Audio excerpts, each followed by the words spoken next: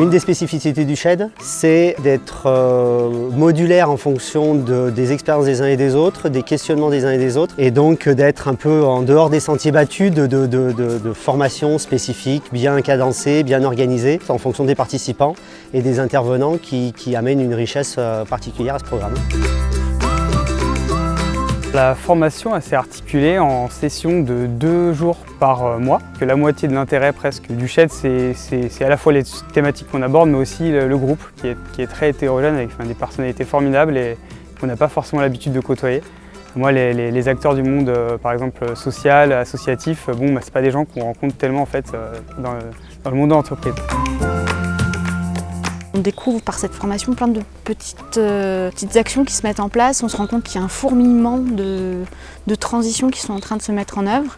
Et il faut participer à cette transition à notre échelle, au niveau local.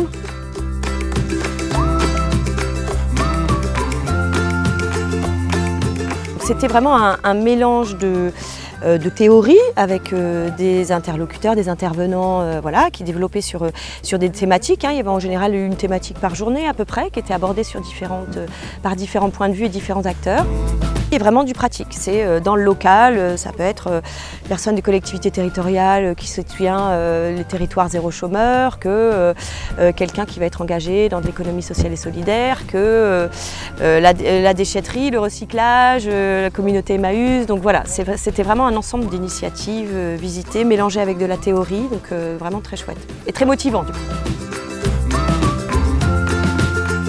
Le shed, ça a été la rencontre de plein d'acteurs qui du coup donnent un peu une boîte à outils aussi. On a plein d'idées, plein de contacts aussi qu'on attrape au vol et on se construit un petit peu un carnet d'adresses en se disant c'est des personnes qu'on pourra être amené à contacter et peut-être à trouver des projets communs.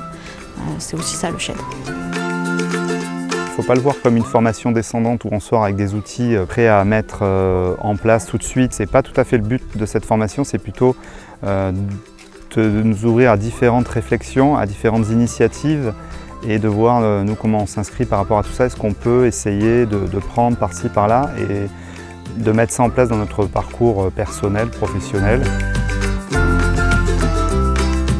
Cette formation nous permet d'avoir un regard un peu nouveau. On a l'exemple de cette dernière session autour du thème de la permaculture.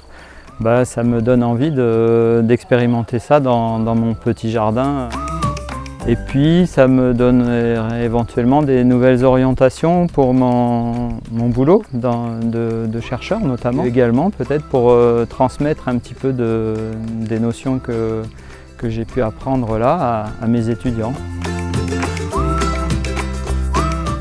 Toutes les sessions du shed se terminent par un événement de sensibilisation chaque année. Alors la journée d'aujourd'hui, c'est le produit d'une certaine manière du projet de notre formation, puisqu'on avait un fil rouge qui était le lien à la nature, auquel on a raccroché différentes interventions, mais aussi un projet de groupe qu'on construit depuis plusieurs sessions. Et tout ça pour arriver jusqu'à hier soir un premier dîner, ce matin une découverte de la permaculture. On a mis un peu les mains dans la terre et voilà, après on est passé à notre organisation de nos débats qui sont encore en cours en ce moment.